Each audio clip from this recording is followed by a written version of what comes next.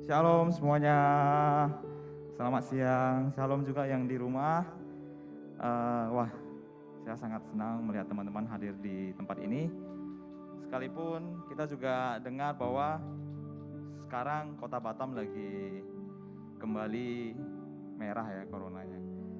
Tapi kita tetap harus on fire bagi Tuhan. Kita juga harus merah. Tapi merah dalam arti hati kita harus merah bersama Tuhan. Jangan sampai kita juga ikut redup, tapi percayalah bahwa di balik semua ini terjadi, pasti akan indah pada waktunya. Amin. Amin. Oke, bagi teman-teman yang hadir pada siang ini, saya mengajak teman-teman ibadah dengan sangat excited. Rasakan hadirat Tuhan. Kita nggak usah perhatikan kiri kanan kita, tapi kita datang ke tempat ini tujuannya adalah mencari Tuhan. Amin. Nah, jadi kita datang ekspresifkan bagi Tuhan bahwa kita benar-benar membutuhkan Tuhan. Karena saya yakin teman-teman datang ke tempat ini juga bukan karena suatu kewajiban, tapi datang karena kerinduan. Dan saya yakin juga setiap beban yang ada pada teman-teman, mungkin ada yang merasa sakit, ada yang merasa kurang, dan juga ada yang merasa beban yang berat. Tapi kita sama-sama berdoa bahwa datang ke tempat ini adalah tempat yang tepat. Dan ketika teman-teman datang ke tempat ini, keluar tidak lagi membawa beban itu, tidak lagi menjadi orang yang sakit, tapi kita menjadi berkat bagi orang di luar sana. Amin. Dan kita juga akan terus berbuah menjadi terang dan menjadi garam terang dunia di orang-orang di luar sana. Oke. Dan hari ini sangat luar biasa pembicaranya, dan tema juga sangat luar biasa bagi teman-teman untuk kita semua. Kita setiap kali apa yang telah diucapkan oleh pembicara dan kata-katanya, sharingnya ayat-ayat yang menurut bagi kita ini, wah ini sangat mengenai kita. Ada angka bagusnya kita catat supaya kita terus teringat ketika kita mengalami sebuah masalah. Oh ya, kita teringat bahwa kemarin nih pendeta mengatakan seperti ini. Itu bukan dari pendeta tapi dari Tuhan. Oke, terus jangan lupa kita responkan dengan kata amin. Ayo kita colek kiri kanan ya, bilang, kata amin ya nanti ya, amin ya.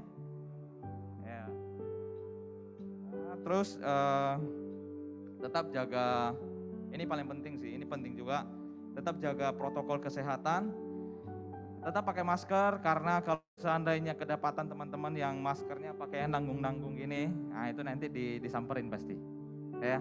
Bukan dimarah, cuman hanya disuruh beresin aja, dibagusin gitu. Oke, dan tidak lupa juga cuci tangan, cek suhu. Kalau misalnya ada merasa yang nggak enak badan, boleh segera langsung pulang biar lebih enak gitu loh, ya. Nah, merasa kayak nggak enak badan, boleh langsung pulang aja, nggak apa-apa. Dan saya ada satu ayat mau saya bacakan, yaitu Mazmur 100. Saya terus terngiang-ngiang kalau datang ibadah dengan ayat ini. Di Mazmur 100 ayat 2-3 ya. Beribadahlah kepada Tuhan dengan sukacita. Datanglah ke hadapannya dengan sorak-sorai. Ketahuilah bahwa Tuhanlah Allah. Dialah yang menjadikan kita dan punya dialah kita. Umatnya dan kawanan domba gembalaannya. Jadi kita hadir di tempat ini datang bukan untuk hanya fokusnya diterima berkat, tapi kita datang ke sini kita bersuka cita dan sorak-sorai untuk Tuhan. Amin. Yuk kita berdoa sebentar. Tuhan, kami bersyukur siang hari ini Tuhan, kami boleh datang ke tempat ini dengan begitu sukacita. Kami ingin memberikan yang terbaik karena kami tahu Tuhan, kami datang ke tempat ini bukan suatu kewajiban ataupun rutinitas, tapi kami datang ke tempat ini Tuhan, kami rindu Tuhan. Kami rindu dan kami sayang sama Tuhan, kami kangen sama Tuhan, dan kami mau merasakan hadirat-Mu di tempat ini. Tuhan, jaga kami ya Tuhan, fokuskan kami dalam hadirat-Mu, Bukakan setiap hati kami Tuhan untuk terima firman-Mu Tuhan. Terima kasih Bapa, hanya di dalam nama Tuhan Yesus, mari kita siap untuk menyembah dan memuji Tuhan. Sama-sama katakan, amin. Mari kita terus datang menyembah Tuhan, meninggikan nama Tuhan. Terima kasih Bapa yang baik, kami bersyukur Tuhan buat kebaikan-Mu. Kami bersyukur Tuhan buat kasih setia Tuhan atas hidup kami. Kami bersyukur Tuhan buat segala cinta yang Tuhan nyatakan atas hidup kami Tuhan. Biarlah Bapa yang baik, pengorbanan-Mu nyata Tuhan dalam hidup kami Tuhan. Kami gak mau Tuhan duduk diam datang ke tempat ini Tuhan. Tetapi kami mau Tuhan Yesus mengeluarkan pujian penyembahan kami hanya untuk Tuhan. Kami mau Tuhan Yesus menggerakkan tubuh kami Tuhan hanya untuk memuliakan nama Tuhan. Kami bersyukur Tuhan buat anak-anak yang setia yang Tuhan percayakan datang ke tempat ini Tuhan. Tuhan berkati mereka dengan luar biasa Yesus. Shikiara bayara bayara bayara bayara bayara. Shikiara bayara bayara.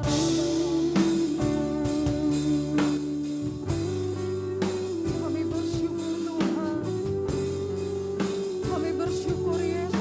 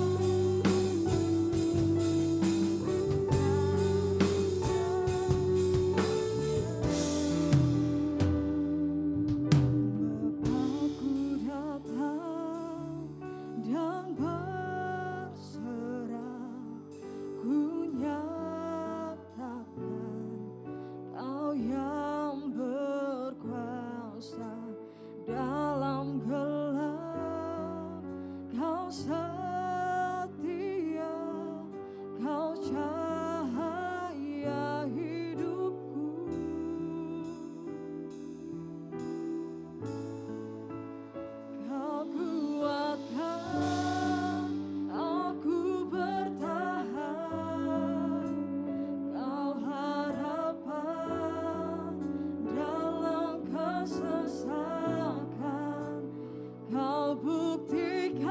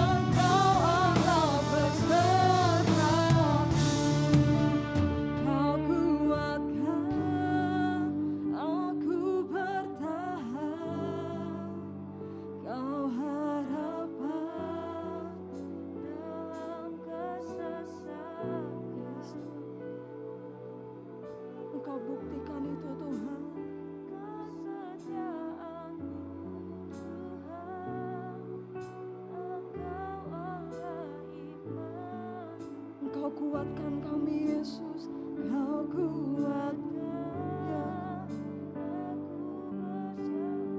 Yes Tuhan.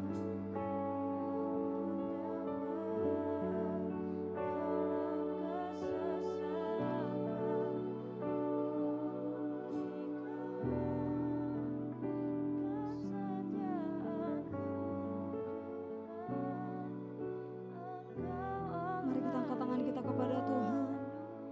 Kau kuatkan Yesus.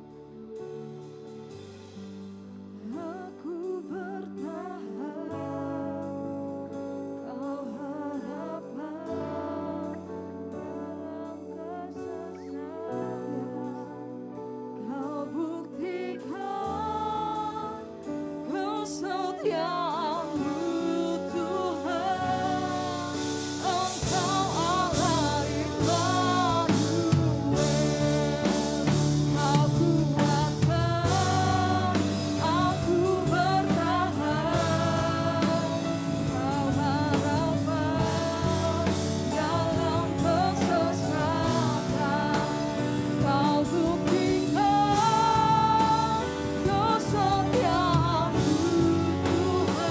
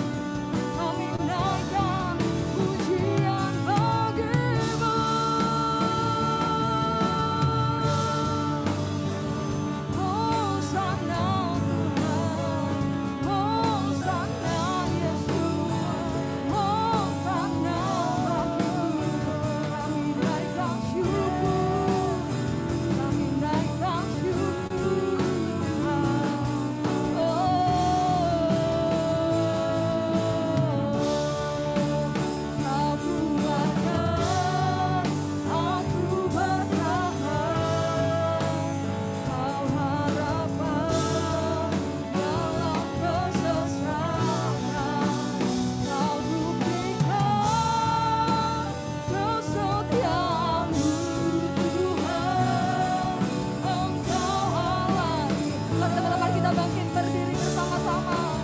Kau kuatkan aku bersama, kau hadapan dalam kesesakan, kau buktikan kesetiaan Tuhan, Engkau Allah. Lebih lagi kita angkat tangan kita kepada Tuhan, kau kuatkan, kau kuatkan, yes Tuhan, kau harapan dalam kesesakan, kau buktikan kesetiaan-Mu Tuhan, Engkau Allah Immanuel. Kau kuatkan aku bertahan, kau harapan dalam kesesakan, kau buktikan kesetiaan-Mu Tuhan, Engkau Allah. Lebih lagi kita angkat pujian ini, sebab Engkau kuat, kau kuatkan kesetiaan-Mu Tuhan,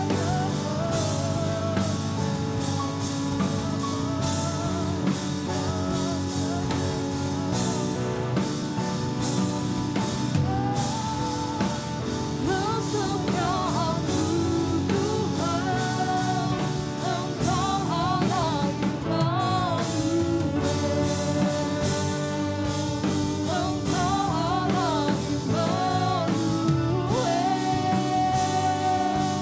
Engkau Allah Immanuel. Haleluya, haleluya, haleluya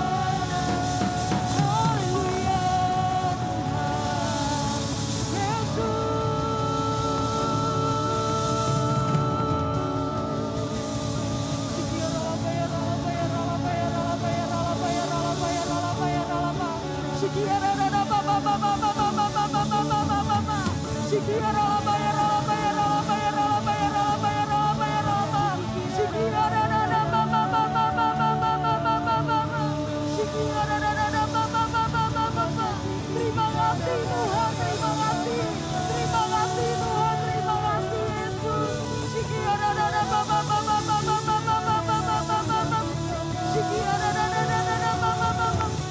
Mari kita bangun penyembahan kita kepada Tuhan.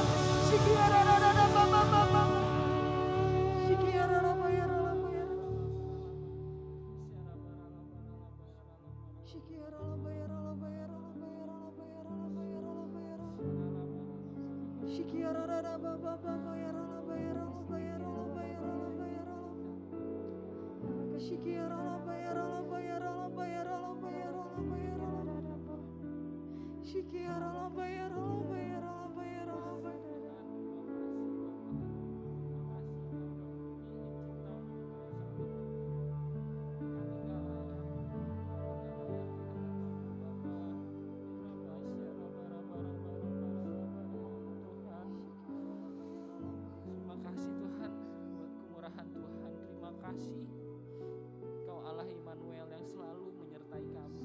Tuhan gak selalu menyertai kami di keadaan senang, tapi di saat kami sendiri, di saat gak ada yang peduli, tapi Tuhan selalu menyertai kami Tuhan.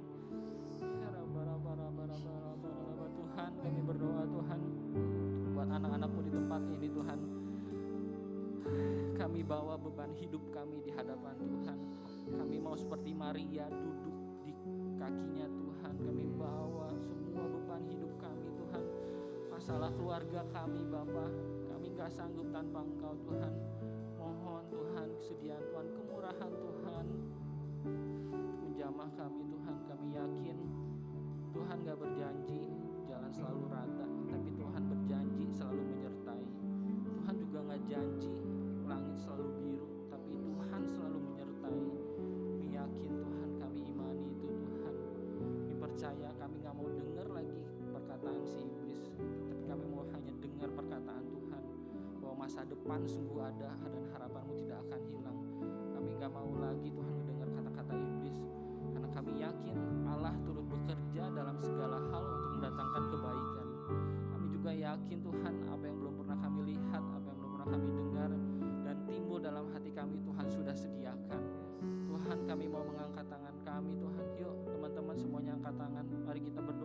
bangsa Indonesia.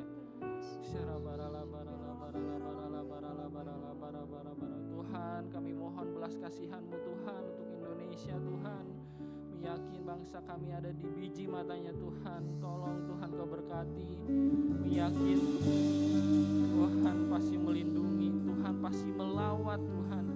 Yakin ada revival yang besar untuk bangsa kami, bangsa Indonesia Tuhan. Tolong Kau berkati dari presiden kami Tuhan sampai RT RW-nya Tuhan. Tolong Tuhan berkati bangsa kami Tuhan. Kami juga berdoa buat Kota Batam Tuhan, di mana kami tinggal. Kami yakin gak ada yang kebetulan kalau kami ada di kota ini, tapi kami yakin kami mau terus mendoakan kota ini, karena firman-Mu berkata untuk terus mendoakan, dan kesejahteraan kota itu adalah tanggung jawab kami Tuhan. Kami gak mau diem aja Tuhan, kami mau jadi pemain-pemainnya Tuhan, gak cuma sekedar penonton, tapi kami mau jadi pemainnya Tuhan. Tuhan Tolong berkati. Kami juga bangga punya komunitas Shine Community. Tuhan, terima kasih untuk wadah yang luar biasa ini Tuhan. Wadah yang bisa menerima kami apa adanya, be authentic, dan membuat progres itu lebih sempurna dari kesempurnaan Tuhan. Tuhan Kau berkati dari Kak Vera, Ko Edwin, pemimpin kami Tuhan. Untuk setiap pembalapul yang ada juga Tuhan, setiap leader yang udah jeripayah, yang nangis-nangisan untuk generasi Tuhan. Tolong biar komunitas ini Tuhan berkati lebih dahsyat dan lebih heran lagi Bapak. Kami percaya gak ada yang mustahil. Kalau rumah ini adalah rumah bagi generasi, kami yakin Tuhan nubuatan Tuhan akan segera digenapi. Bahwa ada jutaan anak-anak muda, kami sekali lagi imani bahwa ada jutaan anak-anak muda yang cinta mati-matian sama Tuhan Yesus, dan itu adalah kami semua Tuhan. Kami di akhir zaman ini kami mau Tuhan jadi generasi Yeremia yang bangkit, yang terus sebelum Tuhan Yesus datang dan terus mengabarkan Injil, karena pemuridan itu adalah amanat agungnya Tuhan. Terima kasih Tuhan, terima kasih. Roh Kudus berbicaralah, Roh Kudus terus lagi Tuhan. Kami mau lebih lagi di dalam Tuhan, kami mau menyembah Tuhan. Kami gak mau jaim-jaim, karena Tuhan yang kami sembah juga gak jaim. Tuhan, sebentar kami mau melompat, kami mau meninggikan nama Tuhan. Yang siap sama-sama katakan amin. Berikan tepuk tangan yang terbaik untuk Tuhan, amin. Boleh teman-teman kita rentangkan tangan kita sama-sama.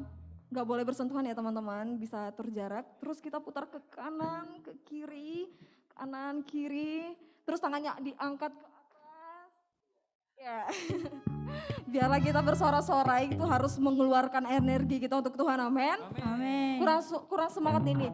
Biarlah kita bersorak-sorai untuk Tuhan, lebih semangat lagi, amin.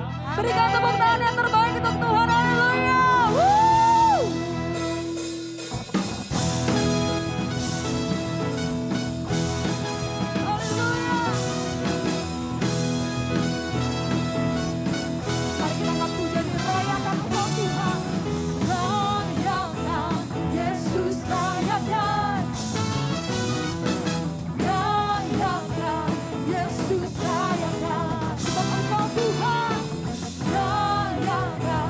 Yesus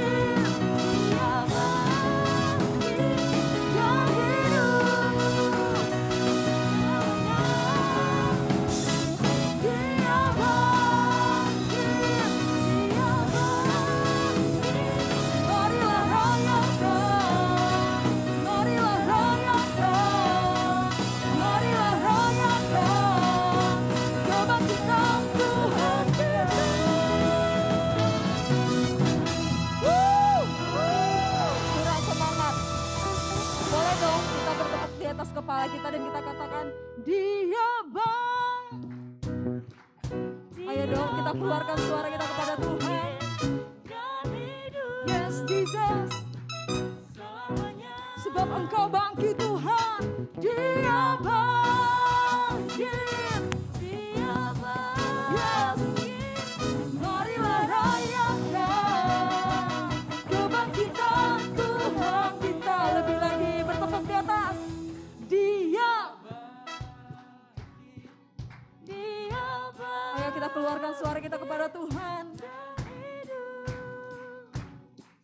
Selamanya Dia bangkit, Dia bangkit. Marilah rayakan kebangkitan Tuhan kita. Dia bangkit, Dia bangkit dan hidup. Selamanya, yes Tuhan. Dia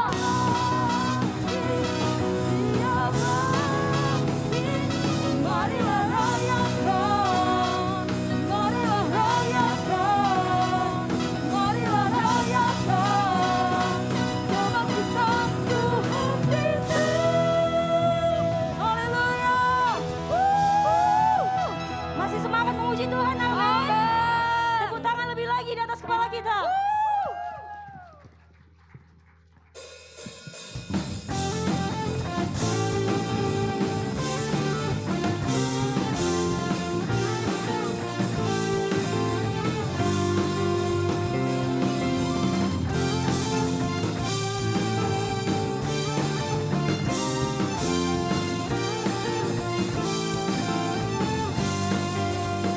Sama-sama kita katakan, Tuhanlah kekuatan dan mazmurku, Dia gunung batu dan keselamatanku. Hanya padamu hatiku percaya, Kaulah menara menyongsong melindungi. Sekali lagi kita katakan, Tuhanlah kekuatan dan mazmurku, Dia gunung batu dan keselamatanku. Hanya padamu hatiku percaya, Kaulah menara dan kota berlindung. Yang melompat untuk Tuhan, amin. Ku mau selalu bersyukur, cintamu padaku takkan pernah berubah. Hatiku percaya, walau bumi bergoncang, gunung-gunung beranjak, namun kasih setiamu tak pergi dah. Ku mau selalu bersyukur, cintamu padaku takkan pernah. Hati kami percaya Tuhan, walau bumi bergoncang, gunung-gunung beranjak, namun kasih setiamu tak pergi dariku.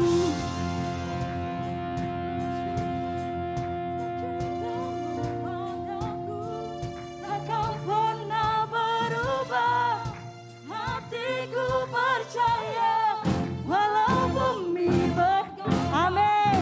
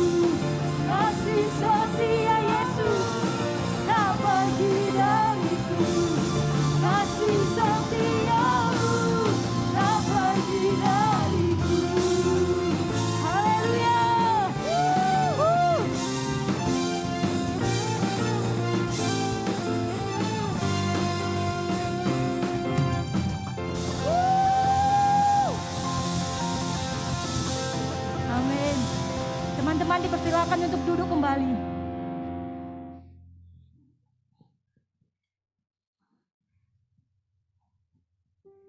Ini kami Tuhan Yesus.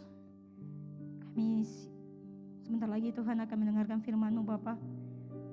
Terlebih dahulu Tuhan Yesus, Kau sucikan kami Tuhan Yesus. Agar ada tempat Tuhan di hati kami untuk firman-Mu ya Bapa. Sehingga Tuhan setiap kami yang mendengar firman-Mu tidak sama ketika kami datang Tuhan Yesus. Karena kami rindu Tuhan, kami mau selalu ada di hadirat Tuhan. Terima kasih Bapa.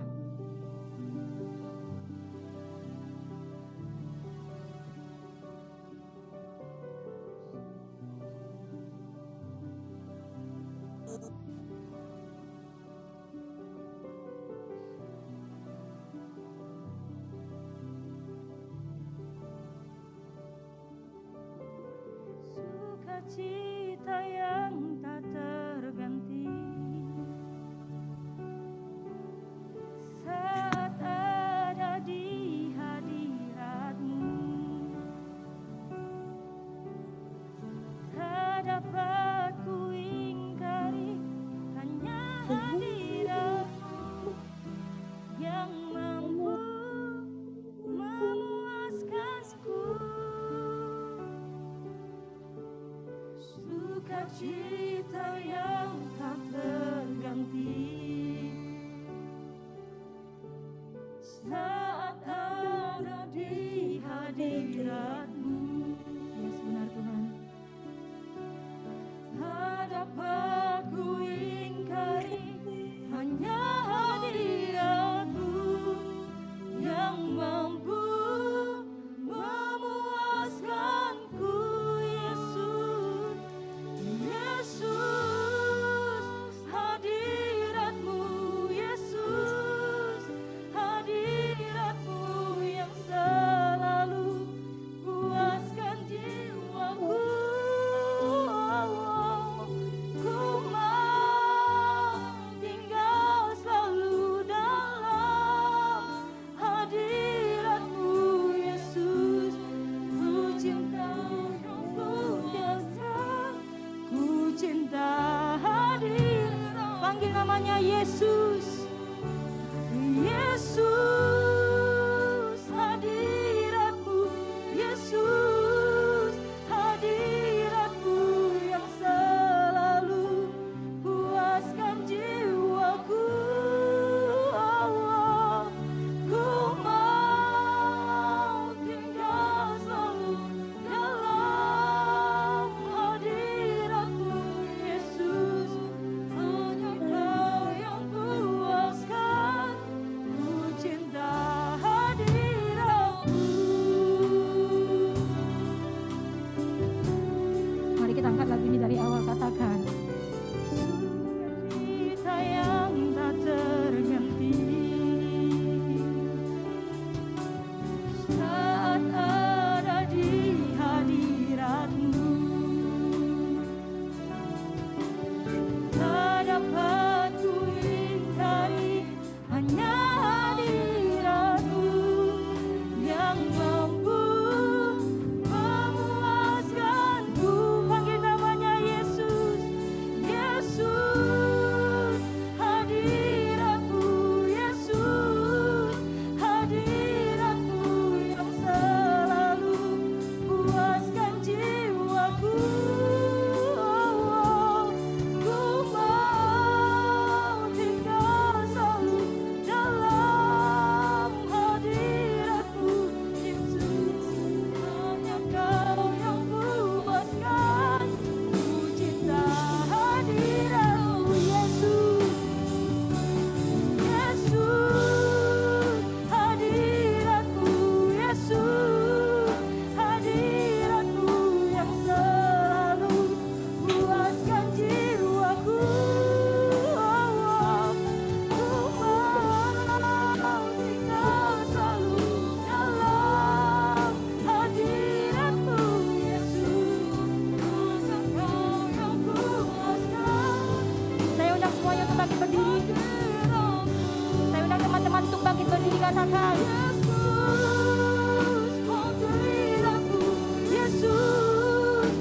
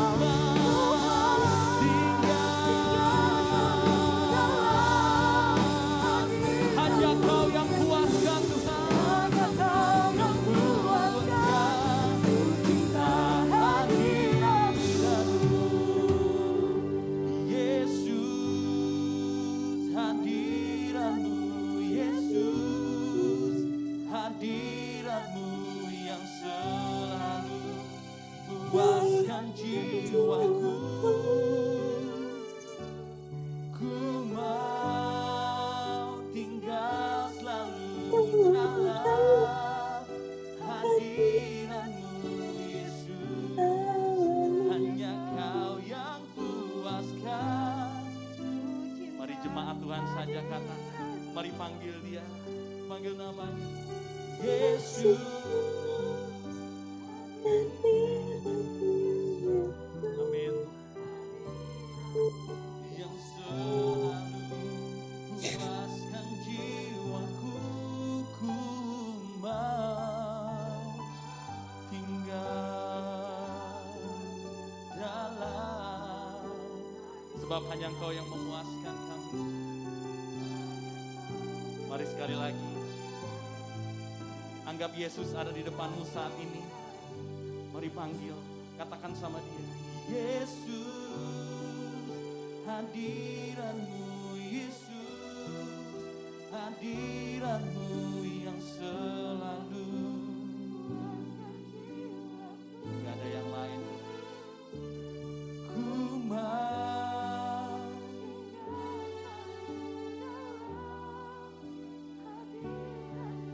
Yesus yang puaskan cinta. Mari musik dengan lembut.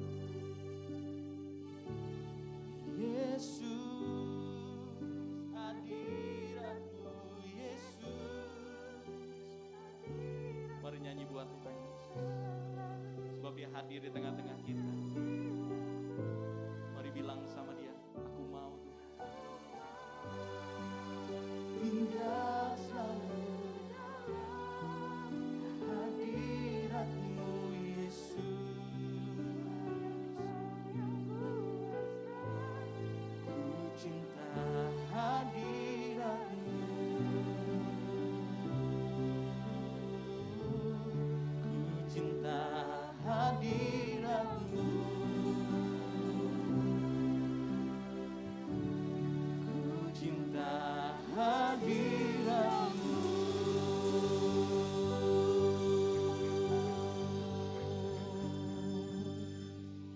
Ya Tuhan, kami sungguh mencintai hadirat-Mu, karena hadirat-Mu yang selalu memuaskan setiap kami, yang sanggup menyembuhkan setiap kami Tuhan. Saat kami lemah, saat kami mau menyerah, waktu kami masuk ke hadirat Tuhan, kami selalu merasakan ada kekuatan yang baru mengalir. Kami merasakan ada kehidupan, ada kesembuhan Tuhan. Karena kami tahu hadirat-Mu adalah pribadi-Mu sendiri yang memuaskan setiap kami. Dan itu yang kami rindukan. Kami mau tinggal selalu, bukan cuma hari Minggu seperti ini, bukan cuma pada saat-saat tertentu saja, tapi biarlah kami tinggal di hadirat-Mu senantiasa Tuhan. Sampai hidup kami penuh, dan bahkan melalui kami banyak orang boleh merasakan hadirat-Mu juga. Terima kasih Tuhan, berkati setiap kami siang hari ini, tutup bungkus kami dengan kuasa darah-Mu. Setiap kami aman dalam lindungan Tuhan. Kami berdoa Mazmur 91 berlaku atas setiap kami, sebab kami berdiam di dalam naungan yang maha tinggi di tempat ini, di hadirat Tuhan. Berkati, biar setiap firman yang kami dengar tidak hanya sekedar menjadi informasi, tapi mentransformasi setiap kami.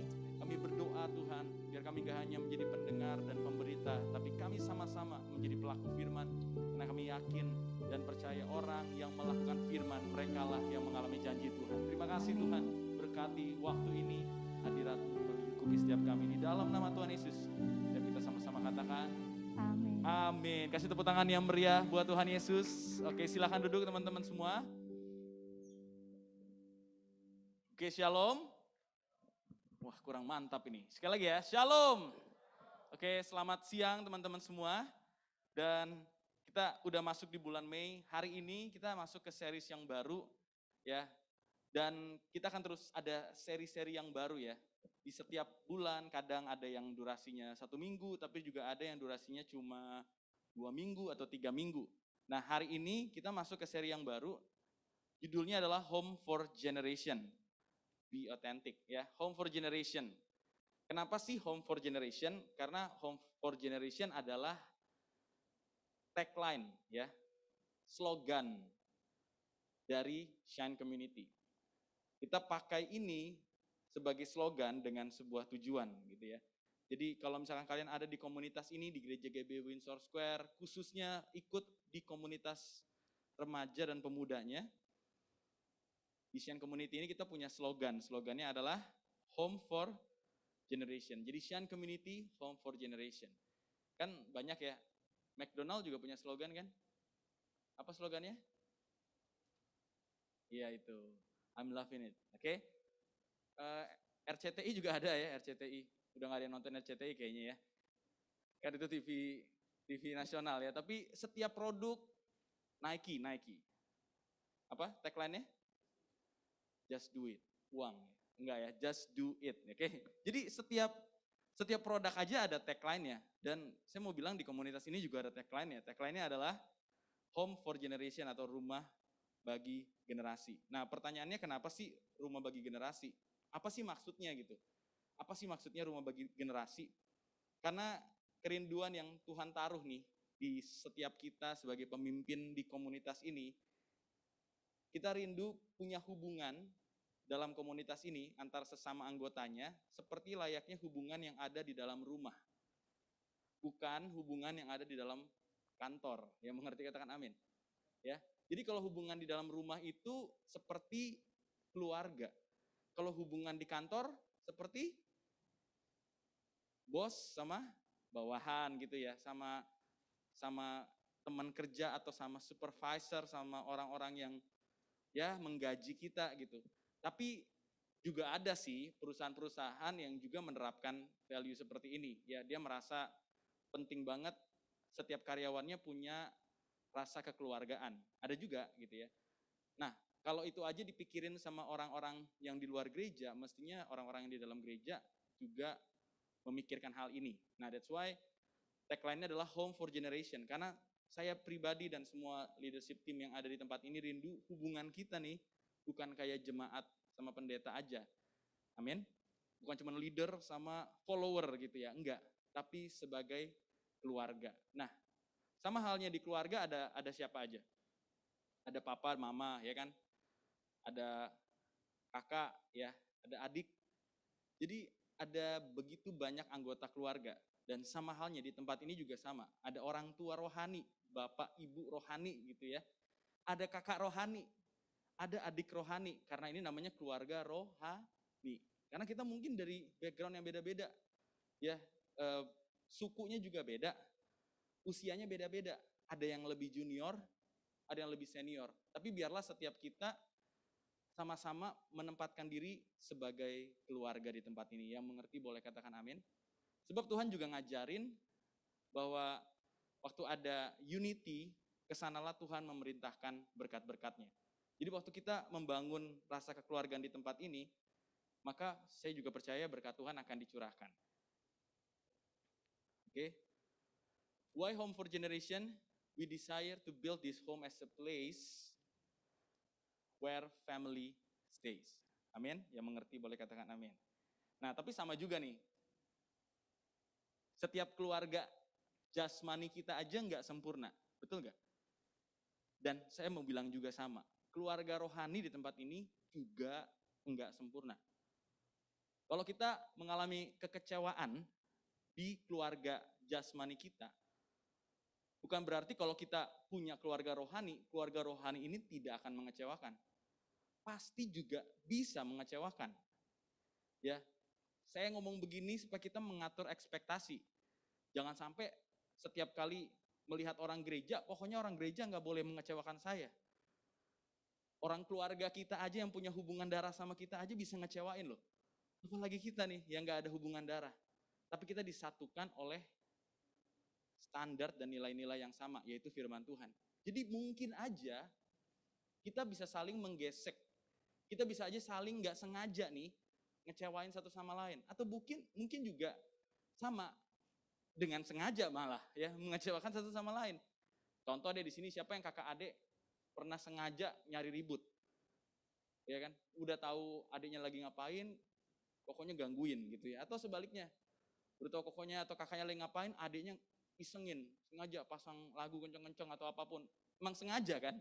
Sengaja nyari nyari ribut. Nah bayangin ya, jadi itu terjadi di keluarga jasmani kita. So jangan expect keluarga rohani, ini pasti nih, tidak akan melakukan kesalahan sama sekali dalam hidupku. Nah biasanya orang-orang yang punya ekspektasi yang salah, waktu dia masuk dalam sebuah komunitas, terus ketemu hal-hal yang mengecewakan, dia langsung terluka dan keluar. Dan tidak mau lagi deh gue ke gereja-gerejaan lagi. Jadi Koko ngomong begini, supaya kita punya ekspektasi yang benar. Dan saya rindu setiap kita di tempat ini juga boleh merasakan tempat ini sebagai rumah, seperti tagline-nya, rumah bagi generasi. Oke, karena home is not a place, ya, it's a feeling. Jadi rumah itu bukan building, bukan bangunan, rumah itu bicara soal perasaan. Ada tempat-tempat di mana waktu kita pulang, padahal itu rumah kita nih, KTP kita alamatnya di situ. Tapi kita nggak merasa itu kayak rumah. Kita pengen sering keluar, pergi dari rumah. Walaupun itu rumah kita sih di KTP, alamat kita di situ. Tapi kita nggak ngerasa, feeling kita tuh nggak ngerasa itu rumah. Karena di situ kita nggak ngerasa menjadi bagian dari keluarga yang mengerti dan bahkan mengalami aminnya bisik-bisik aja. Amin. Gitu ya. Itu real loh, itu real. Koko juga dengar banyak sekali waktu Koko konseling orang atau melayani orang, ya mereka ngerasa kayak gitu. Pokoknya pengen cari-cari alasan supaya selalu bisa keluar. Nah, salah satu alternatifnya jadi banyak ke gereja. Wah, ya kan? Sebenarnya bukan karena cinta gereja, bukan karena cinta pelayanan. Gue muak aja di rumah gitu. Jadi gue pengen sibukin diri kalau bisa keluar gitu. Ya. Nah, kalaupun misalkan ada di antara kita yang seperti itu, Koko mau bilang it's okay. Tapi bukan berarti di sini kita setuju dengan alasan itu. Di sini justru kamu seperti kendaraan yang dimasukin ke dalam bengkel. Amin. Di sini diperbaiki tapi harus balik lagi ke rumah. Gak boleh abis itu gue gak mau lagi, gue mau tinggal di gereja. Ku mau tinggal selalu gitu ya. Dalam HOG ini gitu ya, gak boleh. Jadi kalian diperbaiki di sini, then you have to go back to your home, ke family kamu. Untuk menunjukkan bahwa memang Yesus yang kita sembah mengubah hidup kita. Dan bisa jadi berkat buat orang-orang yang ada di rumah kita. So, home is not a place, it's a feeling. Nah, Koko ngerti perasaan tuh gak bisa dipaksa. Setuju ya? Lu suka sama gua gak? Enggak. Ayolah, sukalah. Kan gak bisa kan? Perasaan gak bisa dipaksa. Jadi Koko juga gak mau maksa. Ayo dong, anggap ini kayak rumah kamu, kayak keluarga rohani. Aku gak kenal siapa-siapa kok, mau kayak gimana nganggap ini kayak rumah, kayak keluarga. Koko ngerti. So, Koko gak akan paksa juga ke kalian. Tapi at least kalian tahu tujuan kita melayani kalian semua supaya kita menjadi satu keluarga rohani. Amin. Satu keluarga besar. Tentunya Koko aja ya punya keluarga nih, punya keluarga besar. Jadi Koko punya papa Koko punya saudara. Koko aja setiap kali ketemu kumpul bareng, Koko tuh selalu nanya, yang ini namanya siapa ya? Yang ini namanya siapa ya? Ini keponakannya namanya siapa ya? Jadi itu aja Koko nggak kenal semua loh. Padahal keluarga Koko sendiri. Dari papa punya adik-adik punya istrinya, punya suami, punya anak-anak, itu aja Koko kagak hafal namanya, karena banyak banget. Jadi ya sama halnya, jangan nanti berpikiran gini, ya katanya keluarga, masa dia nggak tahu nama saya? Ya emang nggak bisa juga semua orang tahu nama kalian. Tapi at least ya kita ngerti tujuannya, kerinduannya, supaya setiap orang yang tertanam di tempat ini, seiring kamu terus-terusan join, seiring kamu juga memilih untuk tertanam, kamu bisa merasa diterima sebagai bagian dari keluarga. Yang mengerti katakan amin. Gak bisa juga gini, sekali-kali datang, terus merasa itu keluarga. Kita juga gak bisa kan kayak gitu. Terus kita bilang, gak kayak keluarga, padahal baru sekali aja. Itu pun pas lagi satu event yang gede banget, jadi semua orang banyak yang baru pertama kali hadir itu rame sekali. Terus kita merasa di situ misalkan tidak diterima atau tidak disambut. Ya karena memang banyak banget tamunya. Gitu ya. Jadi Koko berharap gini. Waktu kita join, kita ikutin setiap hal yang ada di rumah ini. Ya, kegiatan apa yang ada di rumah ini? Ada cool. Dulu juga ada menara doa, ya, ada ibadah. Ada pemuritan one on one, satu sama satu orang. Kadang satu sama dua orang. Kalau kamu ikut terus, kerinduan kami, kamu juga bisa merasakan di sini kamu dibapai, dimuridkan. Ya. Dan supaya kamu menjadi bagian dari keluarga. Tapi ingat, kamu nggak selamanya anak.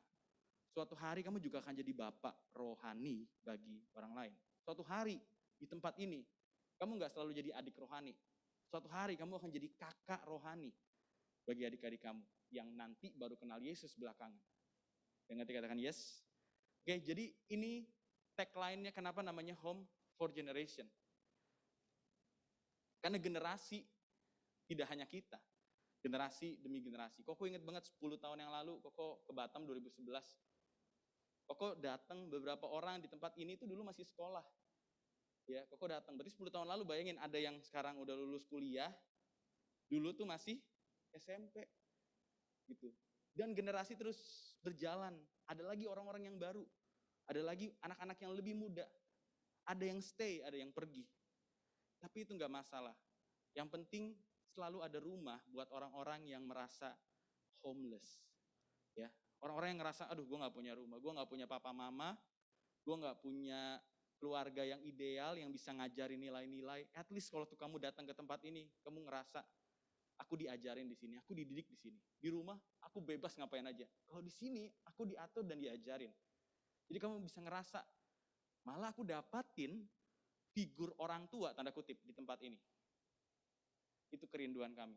Jadi kalau orang-orang lain yang udah punya rumah dalam tanda kutip, udah punya keluarga dan mereka bertumbuh, it's very okay.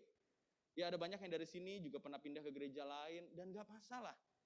Tapi kita ada untuk orang-orang yang homeless, amin, yang gak punya keluarga, yang gak punya keluarga rohani. Oke? Nah, di tempat yang namanya rumah, kita juga belajar nilai-nilai. Ya, kita belajar nilai-nilai hidup.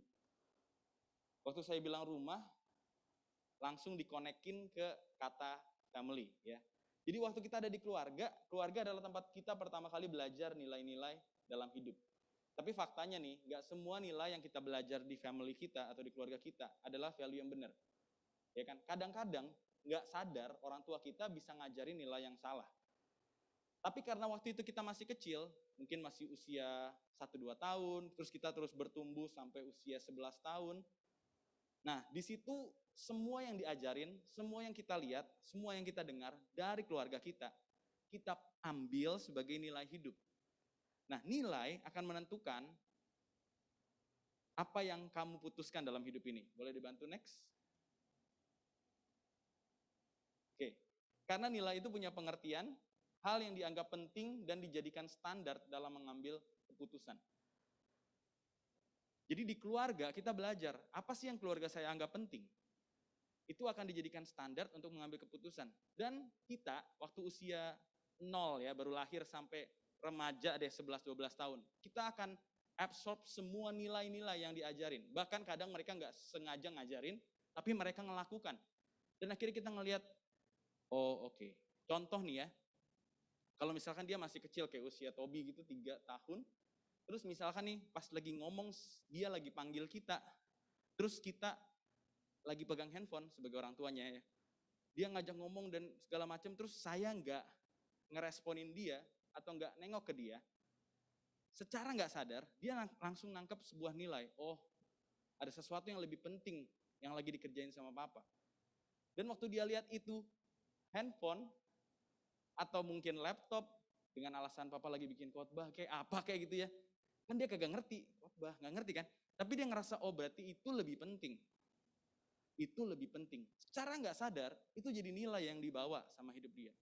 Oh berarti dalam keluarga ini individu yang ada di dalamnya penting sih, tapi bisa ada hal-hal di luar family yang jauh lebih penting. Jadi kalau nanti aku udah besar, terus ternyata ada hal-hal yang lebih menarik dan aku harus memutuskan sesuatu, aku nggak akan terlalu melihat hubungan family ini sebagai sesuatu yang penting. Aku bisa ngambil satu tindakan yang merugikan keluargaku karena yang lain lebih penting. Itu contoh, nanti kita lihat contoh-contoh yang lain. Jadi pengertian nilai adalah seperti itu ya. Hal-hal yang dianggap penting dan dijadikan acuan. Nih sebagai contoh, jika kamu besar dalam keluarga yang bercerai atau mungkin nggak bercerai tapi berpisah, secara nggak sadar ya, kamu mungkin bisa memandang rendah value of commitment. Karena kamu lihat ya, komitmen yang paling tinggi aja dalam pernikahan aja, di rumah kamu lihat itu tidak ada. Itu bikin sometimes nih, secara nggak sadar ya, secara nggak sadar, bukan kita sengaja. Karena kita tahu nggak boleh bercerai, nggak bagus. Aku aja jadi korban, aku nggak suka. Tapi secara nggak sadar, kita bisa mengambil nilai, oh, atau memandang rendah nilai sebuah komitmen. Misalkan nih, itu membuat kita jadi gini, memulai sesuatu tapi nggak menyelesaikannya. Atau berkata yes, tapi ngelakuinnya setengah jalan. Gara-gara value of commitment-nya, kebiasaan kita pandang rendah, karena di rumah juga gitu. Contoh nih, papa suka janji, tapi nggak jalanin. Kita nggak suka sih, kita nggak seneng, tapi secara nggak sadar kita ngambil value-nya itu. Oh berarti janji itu nggak sesuatu yang penting. Karena papa sendiri gitu, ngerti ya? Karena keluarga saya juga gitu, janji banyak, tidak dilakukan. Akhirnya itu mempengaruhi nilai hidup saya. Saya juga ngelihat gitu, kalau saya janji ya udahlah gampang. Ya nanti bisa, oke. Nanti tinggal batalin, nanti tinggal bilang, gue nggak bisa, padahal lagi nggak mood aja. Ngerti ya? Kita jadi memandang rendah nilai komitmen. Terus apalagi contohnya, misalkan kita besar dalam keluarga yang sering berbohong. Bahkan kita kadang-kadang diinstruksikan untuk berbohong. Lama-lama kita memandang rendah value of honesty. Ya, kejujuran jadi rendah nilainya di mata kita secara nggak sadar. Jadi kadang-kadang kalau udah kepepet atau gimana, kita juga udah dah bohong aja. Loh hari-hari gue juga dulu kayak gitu kok. Malah gue diajarin. Hati-hati ya. Jadi kok aku mau tekankan gini, kita belajar nilai-nilai di mana pertama kali itu di rumah, di family. Tapi nggak semua nilai yang kita terima itu benar. Kalau kamu lihat nilai itu bertabrakan sama firman Tuhan, lepasin nilai itu. Dan ambil nilai firman Tuhan, jadikan standar untuk kamu ngambil keputusan. Kalau misalkan kayak tadi contohnya, aduh di keluarga saya ngelihat value of commitment-nya dianggap rendah. Terus kamu bekerja nih, terus kamu bekerja di satu tempat, kamu mulai ngerasa nggak nyaman di situ. Mungkin ya karena kamu baru, lagi masa transisi. Terus kalau kamu nih pegang komitmen dan mau melepaskan value yang salah tadi, kamu harus buat ketetapan di hati, keputusan. Enggak. Aku harus selesain. Minimal misalkan 1 tahun, minimal misalkan masa probation ini deh, 3 bulan ini deh, aku selesain dulu deh. Aku nggak mau tiba-tiba run away, kabur gitu ya, dicariin mana nih orangnya. Kemarin baru di interview, oke, 2 minggu hilang, terus nggak ada kabar. Jangan salah loh, orang-orang yang rekrut 1 orang dan 2 orang lain berikutnya, kadang-kadang bisa mengkonfirmasi, lu kenal nggak sama yang namanya ini? Oh kenal tuh, dulu dia cuma masuk 2 minggu terus lari. Lari bukan bawa kabur uang perusahaan ya, tapi dia nggak datang lagi, nggak tahu, nggak ada kabar. Gitu. Jadi hati-hati, karena tindakan kita bisa jadi bumerang buat kita nantinya. Sampai sini mengerti, katakan amin. Jadi kita nggak punya value of commitment. Nah tapi orang yang ngerti, dia akan belajar, enggak, aku akan selesain at least 3 bulan deh, aku tahan-tahanin dulu deh, gitu contohnya. Terus apa lagi sih? Jika kamu besar dalam keluarga yang sering fokus kepada apa kata orang, atau fokus mentingin image, secara nggak sadar, kamu bisa memandang rendah value of authenticity. Ya, kita harus naik mobil nih, atau kita harus beli barang ini nih. Karena nanti apa kata orang. Misalkan orang tua kita selalu pikirinnya gengsi. Saya nggak ngomong gini untuk nyalain orang tua loh ya. Tapi ini contoh. Misalkan orang tua kita selalu ambil keputusan dilihat dari gengsi. Nanti apa kata orang, nanti apa kata orang, nanti apa kata orang. Akhirnya nggak sadar nih, kita juga sama. Kita memandang rendah value authenticity. Aduh, yang penting apa kata orang nih. Ya udahlah, pokoknya aku nggak mau terlihat jelek di depan mata orang. Sekalipun sebenarnya aku nggak bisa atau nggak punya kapasitas untuk itu, aku lakukan aja. Aku pinjam orang punya dulu deh, tapi habis itu orang kan taunya image-ku bener nih, tapi kan padahal aslinya enggak. Dan kita nggak mau terlihat lemah, kita nggak mau terlihat jelek atau salah gitu. Itu implikasinya. Terus contoh yang terakhir ya, kalau kita besar di keluarga yang sering berantem keras dan suka musuhan. Suka musuhan bisa sampai nggak ngomongan, 2 bulan gitu ya. Padahal sama mama sendiri gitu atau sama keluarga sendiri. Secara nggak sadar kamu mungkin memandang rendah value of forgiveness. Kamu merasa pengampunan tuh nggak penting. Karena tiap hari bertahun-tahun, kamu ngelihat keluarga gue juga berantem, kagak ada maaf-maafan tuh. Maaf-maafan juga di depan doang pas lebaran gitu ya. Habis itu sisanya udah ngejalin lagi, musuhan lagi, ngomongin lagi. Lama-lama kita memandang rendah nilai pengampunan. Nah, tapi kalau firman Tuhan ngajarin begini, ini ayat yang kemarin kita udah pernah bahas. Kita baca sama-sama, 1, 2, 3. Do not copy the behavior and of this world, but let God transform you into a new person by changing the way you think. Then you will learn to know God's will for you, which is good and pleasing and perfect. Nah, Tuhan tuh selalu ajarin, jangan ambil nilai-nilai dunia, jangan ambil nilai yang gak sesuai dengan firman Tuhan. Change the way you think.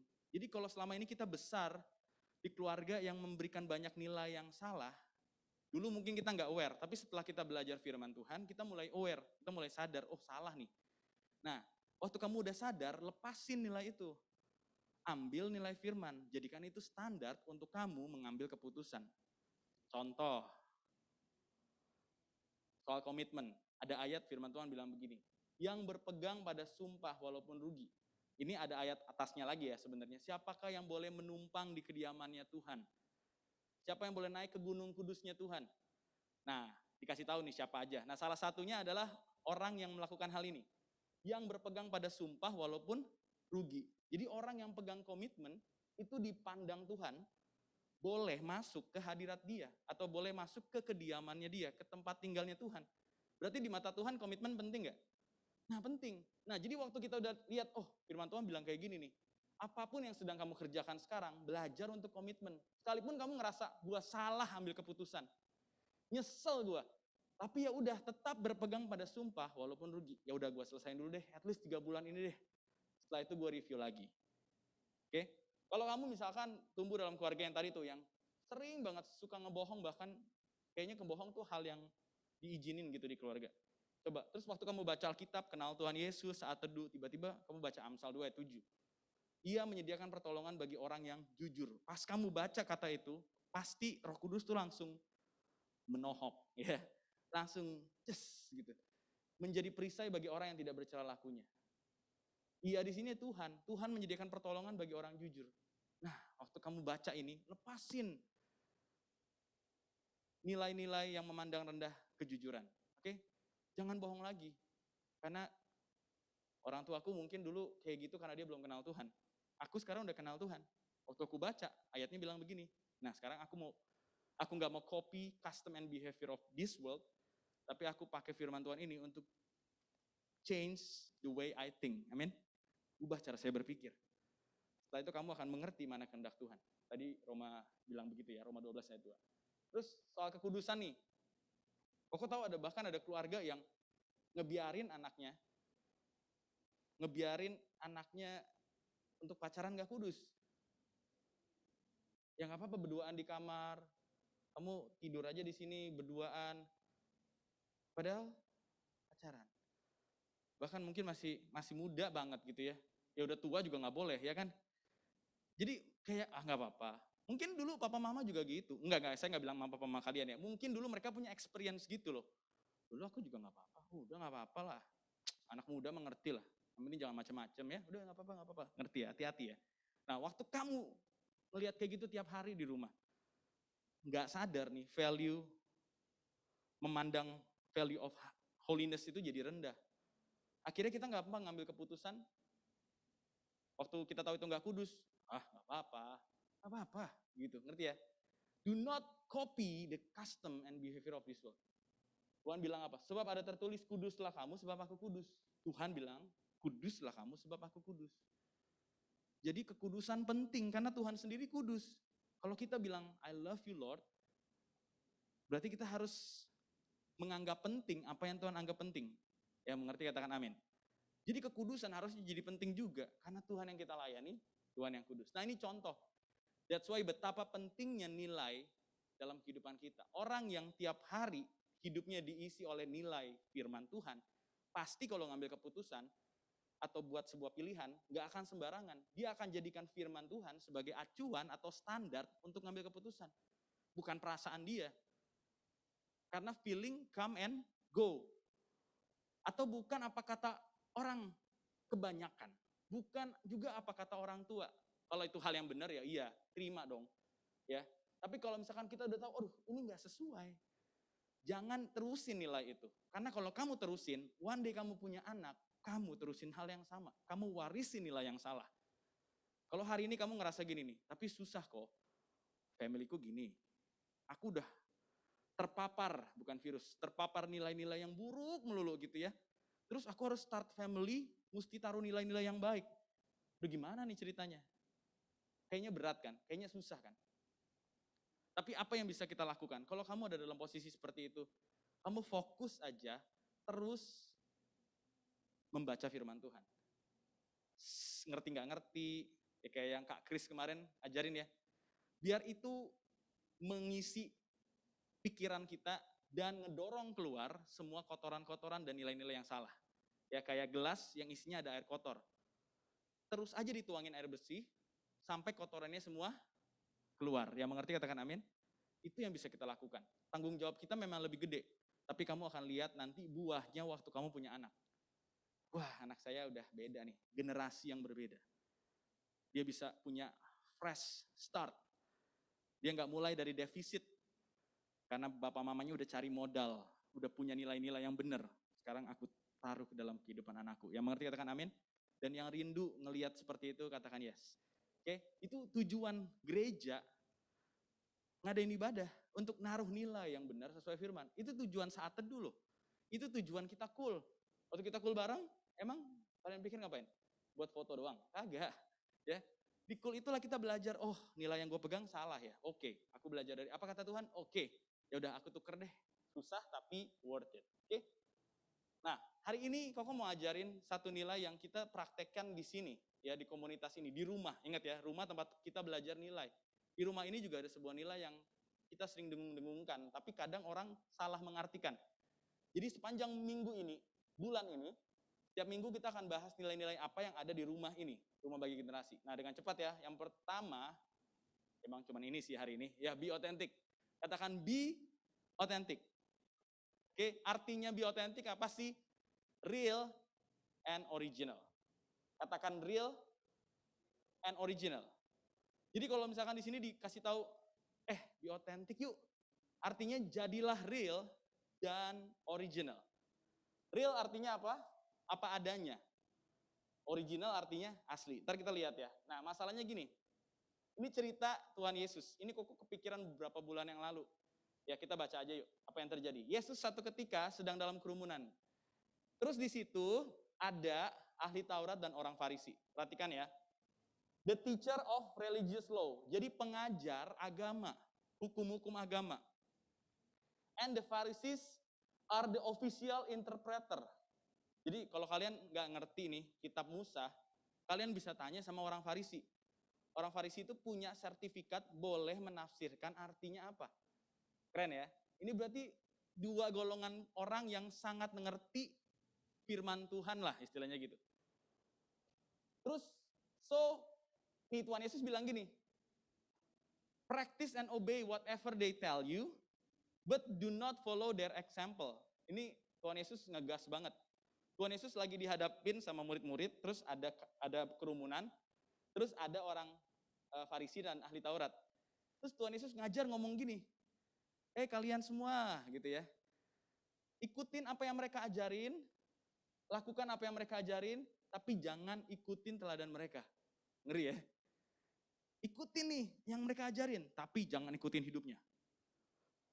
For they do not practice what they teach.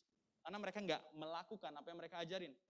They crush people with unbearable religious demands and never lift a finger to ease the burden.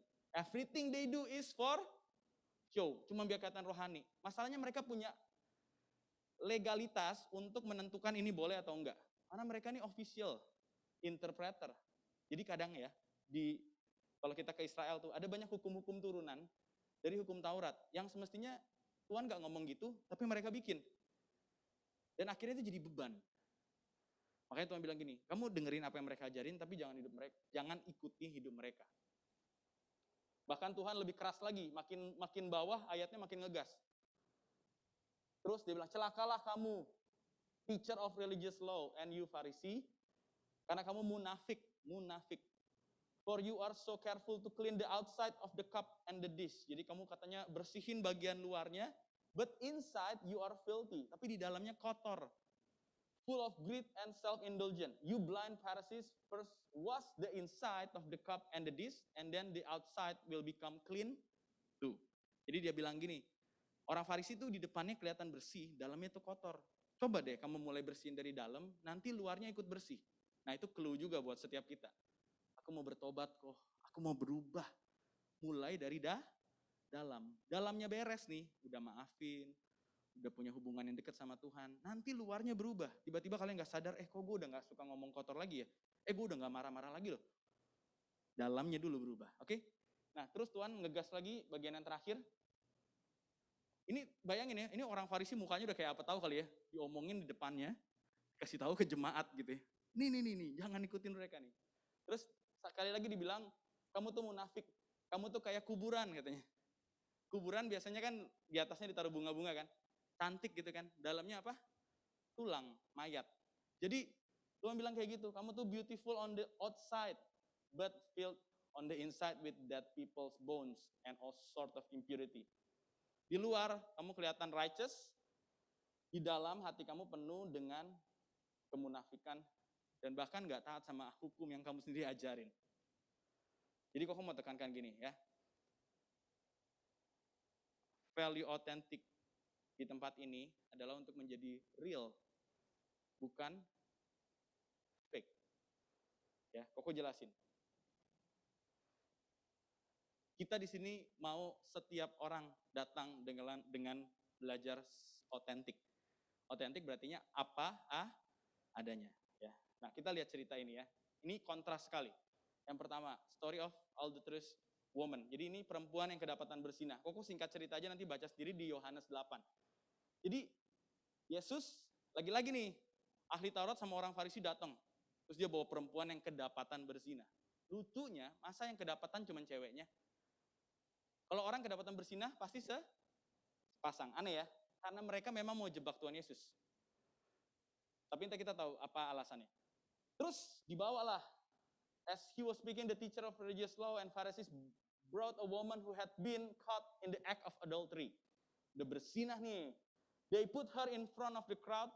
Teacher, guru, this woman was caught in the act of adultery. Ini cewek kedapatan bersinah nih. The law of Moses say to stone her. Padahal ingat ya, hukum Musa tuh bilang gini, dirajam dua-duanya, cowok dan cewek.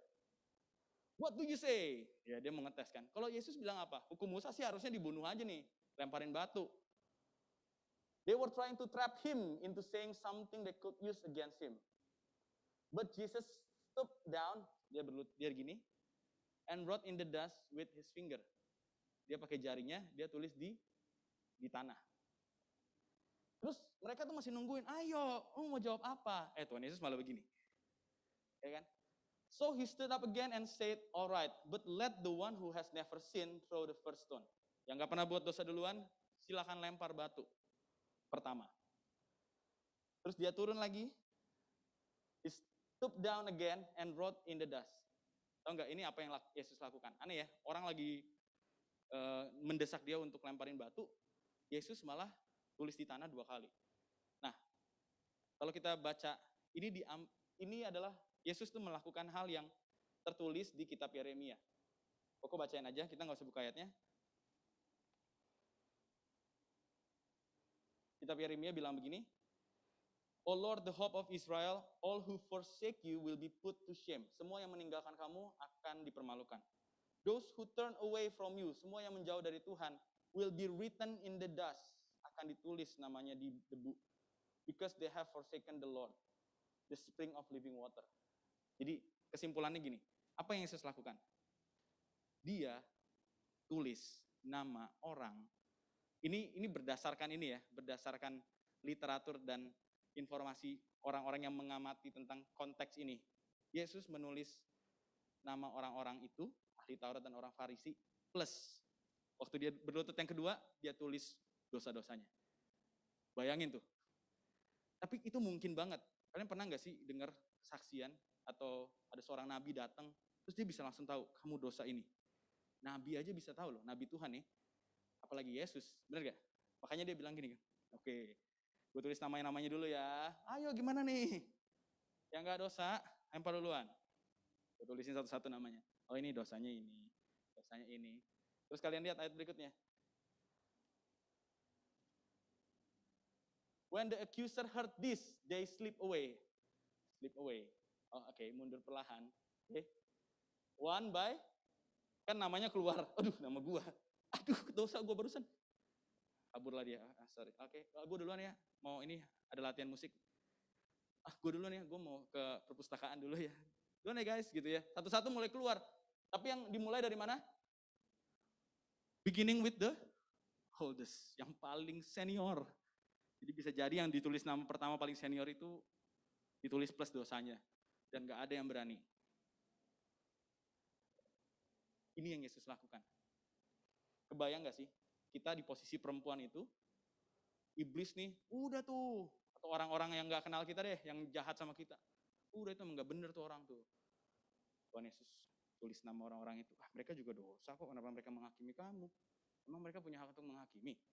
Tapi ya, itu yang Yesus lakukan. Terus, Yesus, ini tindakan yang gentle sekali dari Yesus. Then Jesus stood up again and said to the woman, di mana yang mau lemparin kamu pakai batu? Gak ada tuh satupun. Terus ya si cewek ini jawab, iya Tuhan gak ada. And Jesus said, neither do I, aku juga gak akan lemparin kamu dengan batu. Go and sin no more. Perhatikan ya, ini bedanya otentik sama munafik. Otentik, orang ini sadar dia salah. Dia ngaku dosa dan dia minta belas kasihan. Munafik, orang ini tahu kebenaran, tapi nggak lakuin. Kayak tadi tuh, kayak kuburan yang atasnya bagus, dalamnya busuk. Dia munafik, makanya Tuhan keras sama yang munafik, tapi lembut sama yang otentik. Yang mengerti katakan amin? Oke. Jadi perempuan ini justru diterima karena sikap otentisitinya, apa adanya. Yang ngeri adalah yang munafik. Udah tahu kebenaran, dia sengaja nggak lakukan, bahkan dia mau hancurin hidup orang lain. Dengan dasar nilai-nilai firman yang dia tahu. Itu yang ngeri. Jadi hati-hati, komunitas ini bukan tempat orang munafik. Amin. Jadi kalau kamu nih misalkan datang dalam keadaan berdosa, apa adanya kamu nih, kamu nggak tahu kebenaran, atau kamu udah tahu kebenaran tapi udah lama ninggalin Tuhan, kamu diterima apa adanya. Sama komunitas ini. Kenapa? Karena Tuhan Yesus terima kita semua. Kalau Tuhan Yesus mau jabarin dosanya semua, kita bisa ditulis sama Tuhan.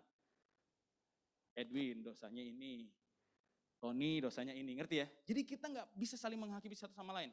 Di tempat ini nggak boleh, nggak bisa, amin. Tapi kalau kita nih, lain cerita ya, kita udah sekian lama di tempat ini,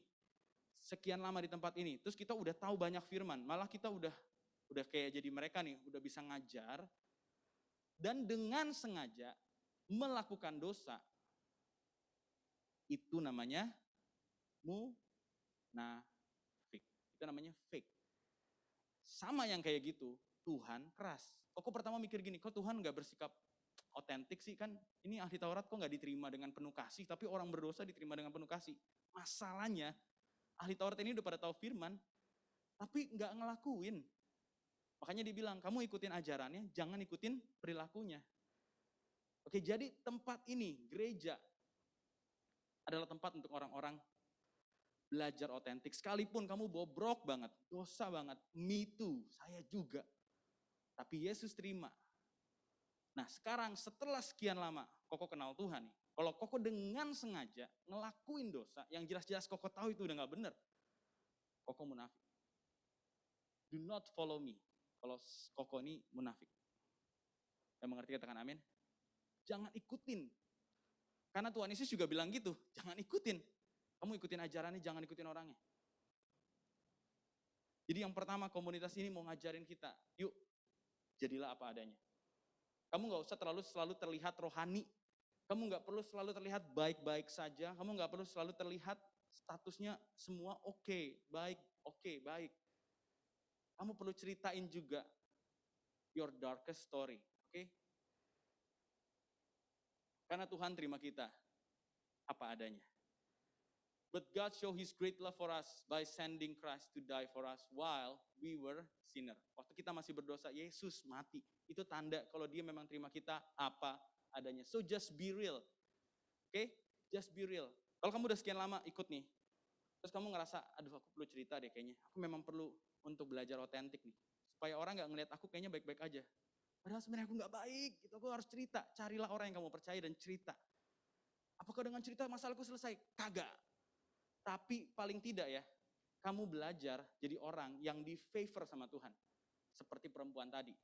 Tuhan juga nggak ngapa-ngapain kok. Dia cuma bilang gini, oke, sin no more. Pergilah. Jangan berbuat dosa lagi. Amin. Dan koko yakin the same words Tuhan mau bilang. Gak apa-apa, aku terima kamu. Aku aja mati buat dosa kamu jauh sebelum kamu bertobat. So, I accept you.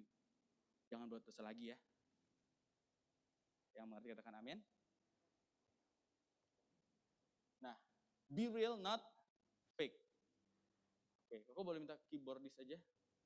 Salah satu deh, ya. Be real, not fake. Jadi apa yang harus dilakukan? Kalau kamu mau jadi orang yang real, share your life inside out. Jangan biarin orang cuma tahu kamu dari luar. Tapi biarlah kamu juga cerita apa yang terjadi di dalam. Check your direction instead your position. Nah ini, perhatiin ya. Orang-orang munafik itu posisinya benar, directionnya salah. Orang-orang otentik itu posisinya salah, directionnya benar. Oke?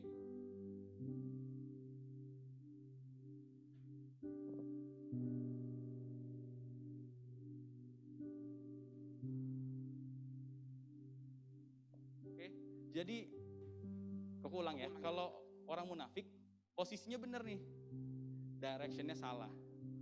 Orang otentik, posisinya mungkin salah. Aduh, aku berdosa. Tapi mau tobat, itu orang yang otentik. Amin, itu bedanya ya. Jadi bayangin deh, kalau orang munafik nih, aku udah tahu firman kok, aku tahu tuh, dia dosa tuh. Nah, yang itu dosa juga, oh itu parah banget tuh kok yang itu kok. Posisinya udah benar nih, udah tahu firman, mungkin udah hidupin juga, tapi directionnya mulai salah. Sebaliknya yang ini Tuhan, aku tuh nggak layak, posisinya salah. Tadinya gini nih, mungkin hidupnya jauh dari Tuhan, terus dia mulai berbalik. Aku mau tobat, tapi masih jauh perjalanan. It's okay, this is your place, amin. Karena posisi kamu udah benar. Jadi tiap hari nih, tugas kita, coba cek direction kita. Arah kita benar gak? Atau kita mulai ngaco? Kalau kamu memang keadaannya lagi ngaco hari ini, kalau arah kamu udah bener, udah jalanin aja, this is your place. Tapi kalau kamu posisinya udah bener, tapi kamu mulai sembarangan nih, mulai sengaja ngelakuin dosa walaupun kamu tahu itu salah, mendingan beresin.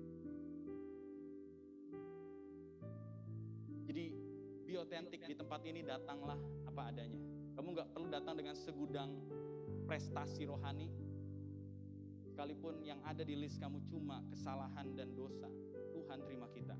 Amin. Koko juga gitu kok. Koko diterima Tuhan. Diterima komunitas ini apa adanya. Yang kedua, yang terakhir ya. Prinsip yang kedua, be authentic adalah menjadi asli, bukan palsu. Amin. Counterfeit itu palsu. Masker counterfeit itu masker palsu. Ya. Tapi yang ori itu nilainya pasti lebih mahal. Yang ori pasti kualitasnya lebih tahan lama. Yang mengerti katakan amin. Yang punya barang ori pasti ngerti, ya kan? Dan yang punya barang palsu juga ngerti sih, ya. Iya ya bener, harganya murah sih. Sebulan udah rusak nih, udah melotok gitu ya. Dan segala macam lainnya. Oke? Sama halnya Tuhan pengen kita jadi original. Original tuh kayak gimana sih? Nah, coba lihat ini. Yuk kita baca sama-sama deh yuk. Efesus 2 ayat 10 dengan cepat. 1, 2, 3. God's masterpiece, He has created us anew in Christ Jesus. So we can do the good things He planned for us long ago. Kata masterpiece di sini punya arti seperti ini. Masterpiece artinya one of a kind, no duplicates. Jadi gak ada tiruannya, gak ada dua, cuma satu. Nah Tuhan bilang gini, sebab kita semua adalah masterpiece-nya Tuhan. Amin. God's masterpiece. Jadi setiap kita nih, itu punya tujuan masing-masing, punya keunikan masing-masing. Amin. Setiap kita bahkan dibilang gini, so we can do the good things He planned for us long ago. Dia punya plan dalam hidup kamu dan Dia udah siapin itu sebelum kamu lahir. Dia punya dan Dia bilang gini, si A beda. Ya, Edelyn punya beda sama Nelly punya. Patricia punya beda sama Kevin punya. Belinda punya beda sama Intan punya. Yang mengerti katakan amin. Dan itu yang Tuhan siapin buat kamu. Waktu kamu gak ngerti, kamu akan jadi KW, barang KW, ngerti ya? Kamu akan jadi palsu, karena kamu gak ngerti. Tapi kalau kamu ngerti, nilai kamu jadi mahal, kualitas kamu jadi beda. Nah, tempat ini adalah tempat untuk kita belajar, Tuhan, Engkau mau aku jadi seperti apa? Karena setiap kita ternyata Tuhan sudah punya plan. Boleh bantu next?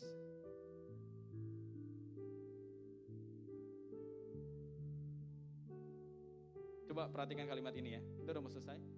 God loves you just the way you are. Tuhan mengasihi kamu apa adanya. So just be real. Datang ke gereja apa adanya. Kondisi lagi gak baik, jangan gak ke gereja aja. Nanti gak enak kok kalau aku gak senyum. Gak usah senyum, gak apa-apa. Ya, gak apa-apa. Ini tempat kamu jadi apa adanya. Emang lagi gak bisa senyum gua. Shalom ya, shalom. Ini sombong banget, kagak. Udah, pastor juga ngerti ya. Kalau ada yang kayak gitu, oh oke. Aku terima kamu apa adanya. Amin. Ya, WL juga gitu. Aduh, kok jemaatnya gak angkat tangan kek. Lompat kek. Gue udah lompat-lompat nih sampai kaki gue mau putus. Gak apa-apa. Itu mungkin mereka memang lagi dalam kondisi yang apa adanya. Lagi gak dalam kondisi yang oke. Tapi perhatiin kalimat ini ya. Tuhan mengasihi kamu apa adanya. But He loves you even more to let you stay that way. Amen. Tapi Tuhan sangat sayang sampai kalau boleh dibilang nih, Tuhan sayang kamu apa adanya. Dia terima kamu apa adanya. Tapi Tuhan saking sayangnya, Dia gak akan membiarkan kamu terus-terusan apa adanya. Amin. Dia pengen kamu bertumbuh, berbuah. Pengen kamu bangkit lagi. Gak apa-apa. Minggu ini berat sekali Tuhan, aku mau nyembahmu. Gak apa-apa. Tapi saking sayangnya Tuhan, Dia pengen 3 minggu lagi, 2 minggu lagi, kamu mulai berubah. Amin. Kamu mulai bangkit. Because He loves you even more to let you stay that way. Amin. Kembali kepada Tuhan. Lihat ya, otentik ini punya range yang jauh. Yang pertama datang apa adanya. Otentik. Prinsip yang kedua adalah kembali ke rancangan aslinya. Amin. Rancangan aslinya apa sih? Kamu diciptakan serupa dan segambar dengan Tuhan. Itu original plan-nya loh. Kalau hari ini kamu jauh dari Tuhan, dan dengan segala kata-katamu, kamu mungkin ngerasa, aduh gue gak ada Tuhan-Tuhan ini, gak ada Kristen-Kristennya. Aku mau ingetin, original plan-nya kamu gak gitu. Tapi kalau hari ini kamu belum seperti itu, Tuhan tetap terima kita apa adanya. Tapi mulai melangkah kembali ke rancanganmu yang original. Because we want to be authentic. Dan otentiknya kita adalah God's masterpiece. Next, boleh dibantu? Gondang pemusik yang lain juga boleh naik, yuk. Perhatiin ya, aku ambil ilustrasi ini sebagai penutup. Ibarat GPS, be authentic itu kayak gini. Start with being real, finish with being original. Komunitas ini tempat untuk kita jadi otentik. Otentik artinya apa tuh? Pertama gini, being real. Datang apa adanya. Bilang kondisi kamu yang sebenarnya itu seperti apa. Jatuh dalam dosa, bilang. Tuhan tidak akan menolak kamu. Begitu juga dengan kita. Oke, karena kita juga semua orang berdosa nih. Semua yang melayani, kita juga sama kok, gak bener. Mungkin kita mulai lebih dulu aja. Koko udah duluan aja mungkin start with being real. Tapi Koko gak berhenti di situ loh. Aku apa adanya terus ya kok. Emang gini aku, emang gini. Udahlah kok terima aku apa adanya. Tuhan Yesus terimalah aku apa adanya. Enggak. He love you even more to just let you that way. Amen. Setelah kamu diterima apa adanya, jalan yuk. Kayak GPS punya tujuan, jalan yuk. Untuk kembali ke original plan-nya. Amin. Ini tempatnya. Ini proses bareng-bareng ya. Kalian nih bukannya tamu, kalian anggota keluarga. Jadi yuk kita bangun rumah ini sama-sama. Yuk kita bagi berdiri.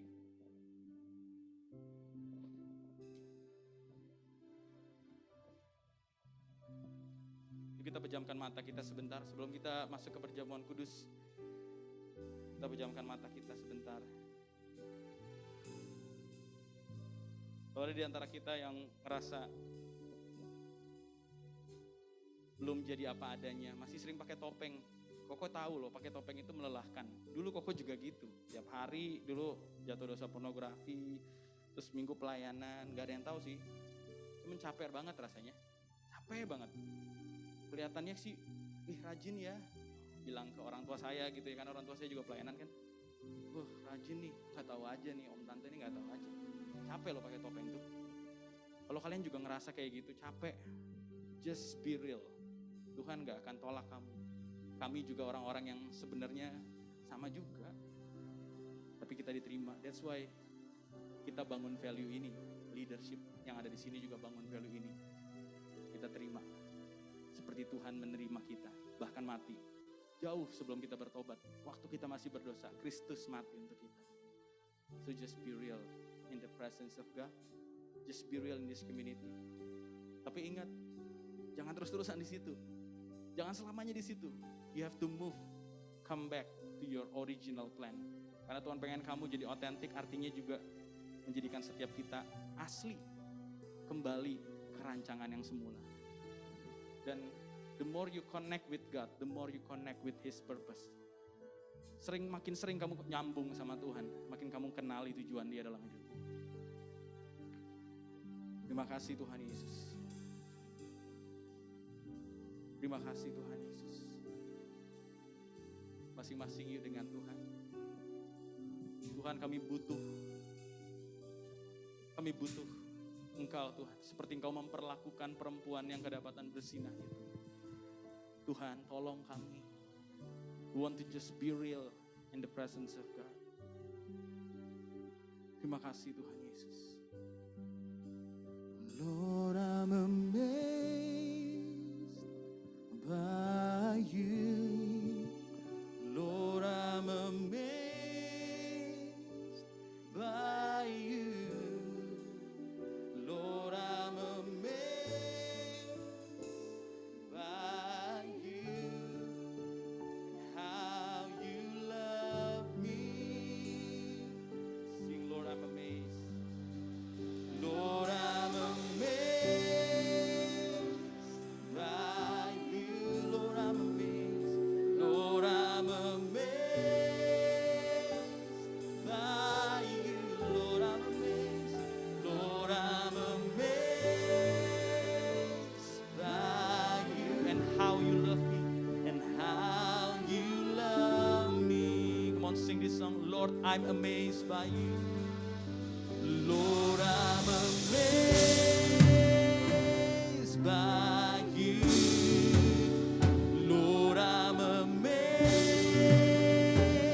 by you. Lord, I'm amazed. Lord, I'm amazed by you. And how you love me. Oh, Lord, I'm amazed by you. Lord, I'm amazed. Lord, I'm amazed. Lord, I'm amazed by and how you love me, Lord. Come on, sing, Lord, I'm amazed. Lord, I'm amazed. Seperti Tuhan memperlakukan perempuan yang kedapatan berzina, aku percaya Tuhan, Engkau melakukannya buat setiap kami siang hari ini. Tidak akan ada orang yang menghakimu, sebab Yesus sendiri yang punya hak untuk menghakimi. Tidak melakukannya itu untuk setiap kita. Dia menerima kita apa adanya, bahkan Dia mati saat kita masih berdosa. That's how amazing He is. That's how amazing He is. Lord, I'm amazed. Oh, Lord. Mari bebaskan rohmu, mari sembah Dia. And how you love me, Lord. Oh, we sing to you.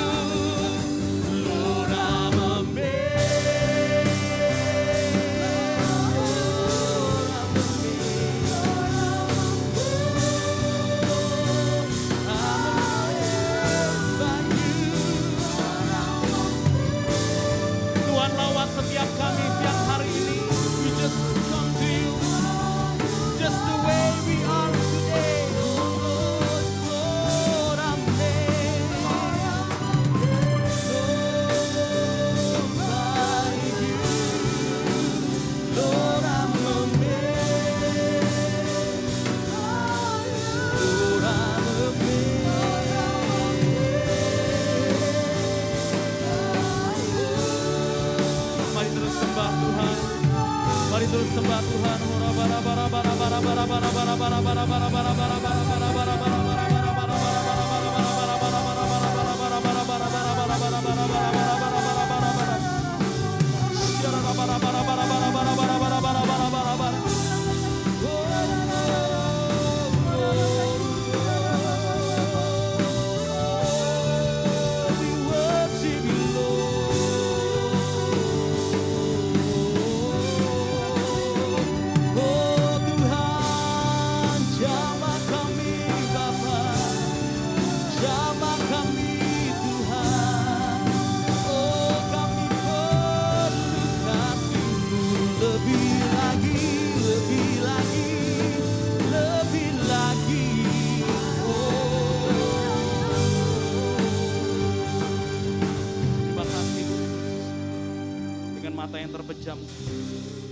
Kalau seandainya arti otentik itu cuma jadi apa adanya, Tuhan Yesus nggak akan bilang sama perempuan itu, pergilah dan jangan berbuat dosa lagi.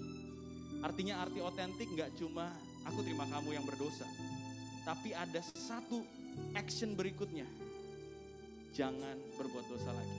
Itu yang Yesus ngomong sama perempuan yang kedapatan berzina. Aku nggak hakimi, aku terima kamu apa adanya. Dengan dasar itu, please jangan jatuh lagi. Jangan lagi, belajar lagi, coba lagi, cari hadirat Tuhan lebih lagi. Karena kamu gak bisa sendirian. Lari dari dosa seksual, lari dari dosa seksual. Run, tutup setiap jendela tempat iblis seringkali masuk. Ampuni orang itu, ampuni dia. Jangan lakukan lagi, ampuni dia. Kalau hari ini diantara setiap kita, kamu mau meresponi Tuhan. Tuhan, aku mau jadi otentik di tempat ini. Aku mau belajar to be otentik. Aku cuma pengen kalian taruh kedua tangan kalian di dada. Masing-masing dengan Tuhan. Doa yuk. Doa sama Tuhan. Tuhan, aku datang apa adanya. Aku tahu Tuhan terima aku. Aku tahu Tuhan terima aku. Doa sama Tuhan. Tolong aku Tuhan untuk kembali ke original plan yang Tuhan siapkan. Bapak, aku berdoa buat setiap anak-anakmu Tuhan. Aku berdoa Tuhan bukan kuat dan gagah, tapi rohmu saat ini mengalir, penuhi setiap kami di dalam nama Yesus. Bukan kuat dan gagah, tapi Roh Kudus. That's why jangan keluar dari hadiratnya. Terus ada di hadiratnya. Itu yang bikin kamu bisa. Itu yang bikin kamu sanggup. Tuhan penuhi kami supaya kami boleh kembali ke original plan-nya Tuhan. Menjadi masterpiece, gak ada duplikatnya, ada rancangan spesial, ada tujuan yang besar, rancangan penuh damai sejahtera, hari depan penuh harapan. Do you believe it? Do you believe it?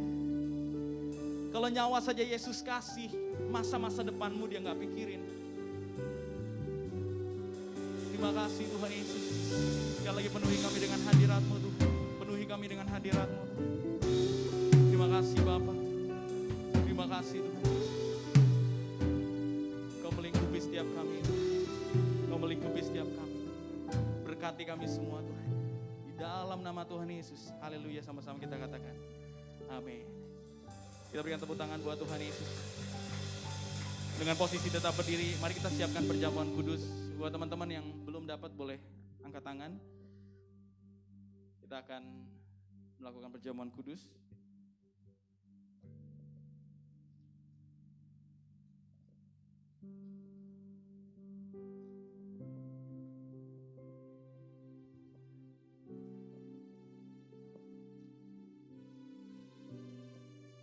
Mari kita siapkan roti dan anggur perjamuan.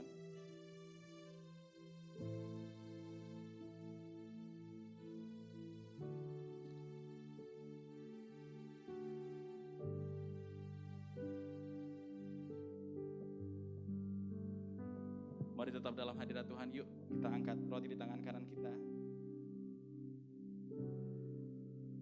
Tuhan, terima kasih untuk pengorbanan-Mu Tuhan. Hamba percaya enggak kebetulan kami juga memperingati kembali perjamuan kudus. Ini tanda dan lambang pengorbanan Tuhan Yesus buat setiap kita. Dia lakukan ini saat kita masih hancur-hancurnya, bobrok-bobroknya. Itu tanda dia sayang sama kita. Dan kami lakukan ini untuk memperingati kasih-Mu. Kami terkagum. Lord, we amazed by every little things that you have done for us, even while we were still sinners. Terima kasih Tuhan Yesus. Mari angkat roti di tangan kanan kita. Sebab apa yang telah kuteruskan kepadamu telah aku terima dari Tuhan. Bahwa Tuhan Yesus pada malam waktu ia diserahkan, mengambil roti, sesudah itu mengucap syukur, ia memecah-mecahkan dan berkata, inilah tubuhku yang diserahkan bagi kamu. Perbuatlah ini, perjamuan kudus ini menjadi peringatan akan aku. Karena roti adalah satu, maka kita sekalipun banyak adalah satu tubuh, satu keluarga rohani. Karena kita semua mendapat bagian dalam roti yang satu itu. Bukankah roti yang kita pecah-pecahkan adalah persekutuan dengan tubuh Kristus? Mari kita makan di dalam nama Tuhan Yesus.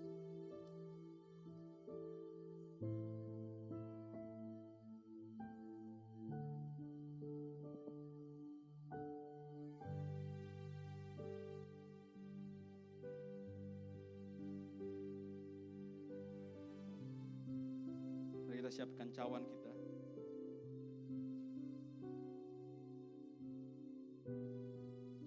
Mari kita angkat cawan kita.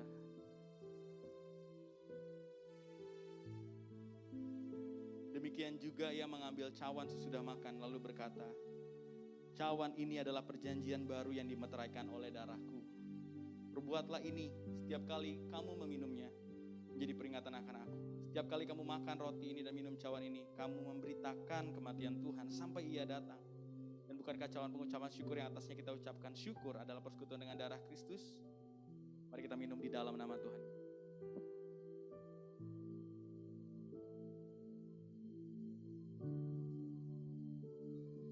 Mari kita bersama-sama angkat tangan kita. Datang dengan apa adanya.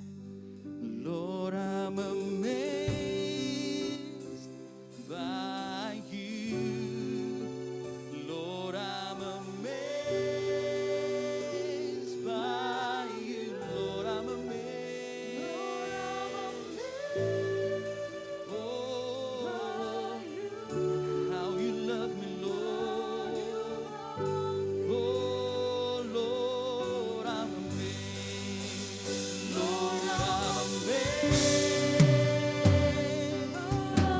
Lord, we're amazed by you. Oh, Lord, we're amazed by you.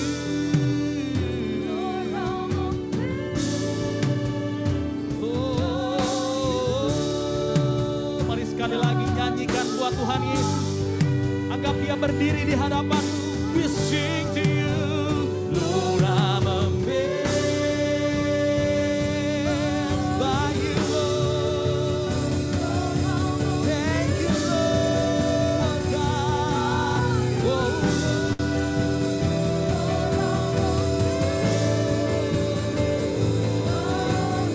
How you love me, Lord. Love me. Lord, I'm amazed. Lord, I'm